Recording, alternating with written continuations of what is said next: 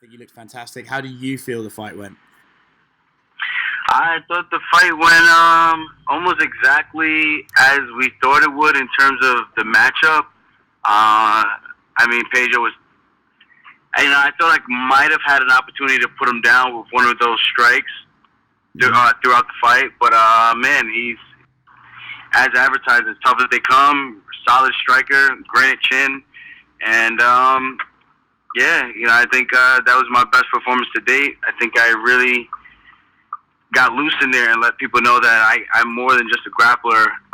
And you know what, man? I even think I used to be, even before these last 4 fights, I think I was a good enough striker. I just wasn't confident in letting it go under those bright lights.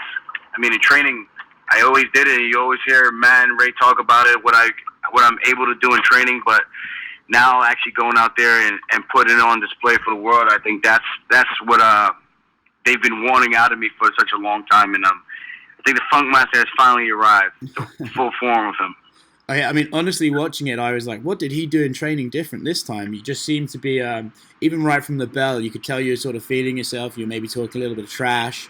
It just seemed like probably your most confident self in there. Would you agree, or no? Off base? Yeah, for sure. My confidence was on an all-time high. I had really good training, I had a really good warm-up. We knew exactly what we wanted to do. I knew Pedro wasn't going to give me any room to breathe, and we prepared for that. We made sure we did our homework, and I said, you know what? If he's gonna come out there and try to punk me, we're gonna make him pay for it by tattooing his face, and that's what we did. Did you hear Dana White say afterwards, if you fought like that every time, you'd be a superstar? I heard, but I didn't. I don't know if it was like in an interview or if he was saying it to somebody, like just a regular conversation type of thing. It was a post-fight press conference. Someone just said, "How do you think Aljo looked tonight?" And he said, "Oh, if he fought like that every time, he'd be a superstar." That's awesome. That's actually really nice to hear some good words actually come out of these guys. I've been criticized by them all the time, and it kind of sucks because I know, what I'm doing out there. I'm shutting down these talented guys, and because I'm not getting into brawls, it's kind of not shunned upon, but not as appreciated as a guy who goes out there and blocks punches with his face on a constant basis. So that's always been kind of the chip on my shoulder, and I think going out there and fighting the way I have fought I think it really opened up the eyes of the masses and the guys who matter the most, the guys who write our checks. Yeah, and I think they put a lot more respect on the Funk Master's name now. I would agree. Obviously, moving forward, I think there's one fight that you want. What did you think of Henry versus Marlon? And just give me a little breakdown. I don't know if you saw the fight, but if you did, what did you think of that fight? The fight went exactly the way I thought the first round was going to go for the most part. I thought Henry's just too small. I couldn't see how he was going to get past the striking of Marlon and the explosiveness. But then after that first round and 2 minutes into the second round, you start to see Marlon look like he's fading a little bit. And now Henry's starting to pick up on his combinations. And then he gets to the point where he's just like, screw my leg. He just bit down on his mouthpiece, and he pushed forward like you're supposed to do against a guy like that. Marlon's very muscle-bound. Eventually, he slows down. And this is why I've always said in the past, I'm just not sold on Moraes being the greatest thing on earth in this division, and not because he's not talented, but because of his cardio factor. We never seen him in the later rounds and being pushed. And that's what we were able to see, and those questions were finally answered. And I think he's very dangerous in the department of all he needs to do is put one on your chin, and you're probably gonna go night-night. Yeah. But a little pushback, and I think you can make him uncomfortable in there and slow him down. And it's hard, man. I'm very muscle-bound, too. It takes me a while to get my cardio and conditioning to where I want it to be, because I'm very lean, I'm very muscle-bound, so I know exactly what Marlon deals with. But he's even more jacked than I am. He's shorter, more compact, like a little fire hydrant. So I knew it was only a matter of time before something like that happened. So he's gonna have to make some type of adjustments in his training, in order for him not to lose any more fights because of that. Because people are gonna be looking to say, all right, if I can stay in his face, avoid the big shot, and make him a little tired, I could probably do the same thing to him, Yeah. And he has lost by TKO like that in the past. But other than that, nothing away from Henry Cejudo, man. He did his thing. He fought back from adversity.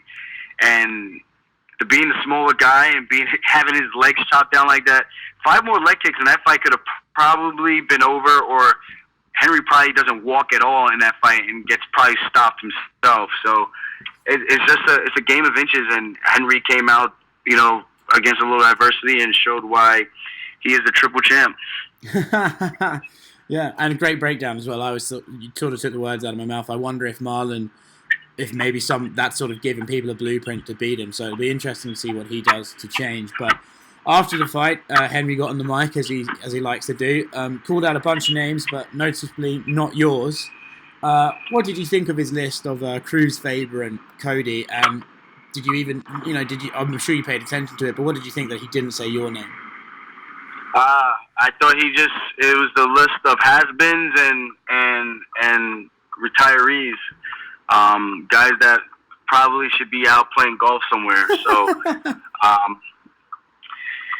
I thought it was cute. I know he knows I'm a bad matchup for him, and I understand he wants the money fights. I get that, but let those guys at least get a win before you start talking about money fights, because those guys haven't won fights in almost 3 years, and I don't even know about Faber. I would have to go back and double check, but at least 2 for a fact, those guys haven't won fights. So you got to be fighting these guys, these young, hungry, up and coming contenders, these guys who are putting in the work and making a name for themselves in the division.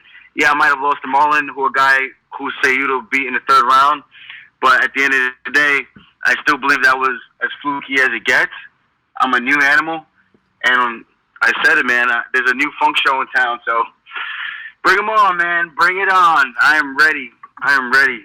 Do you worry, because obviously the UFC's got maybe a little bit of a reputation for doing this, do you worry that Dana hears the word Dominic Cruz and thinks, actually, that could get more views, and do you worry that maybe they'll give someone like that a fight over you, even though you do deserve it meritocracy-wise?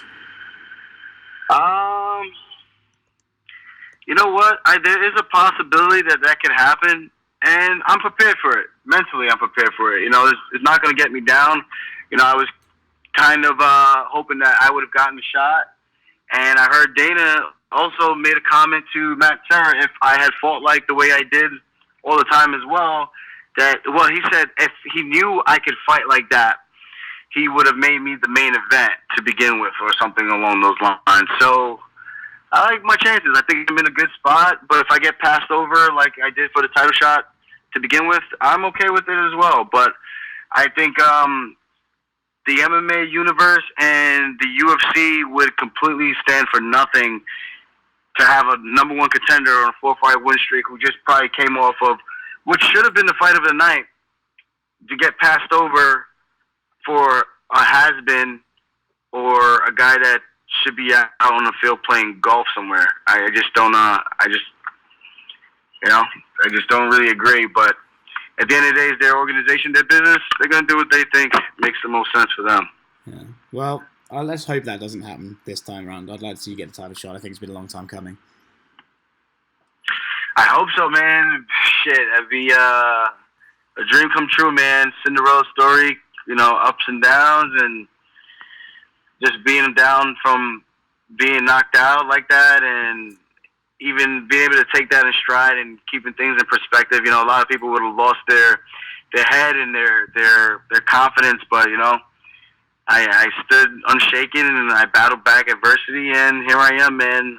I think I'm on my way to a real success story. Even though I find that I'm successful already, I think this is winning the belt would solidify and make everything all worth it.